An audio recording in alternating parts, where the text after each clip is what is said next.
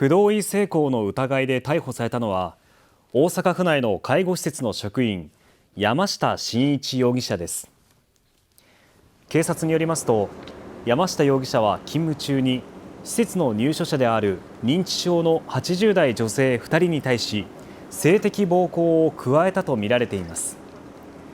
山下容疑者がこの施設に勤務したのは今年の1月からで、今月山下容疑者が犯行に及ぶ様子が防犯カメラに映っていたことが分かり、施設が警察に相談していました。山下容疑者は調べに対し、認知症を軽減させるためにあくまでも介護の一環として性的な行為をしただけであり、性交まではしていませんと容疑を否認しています。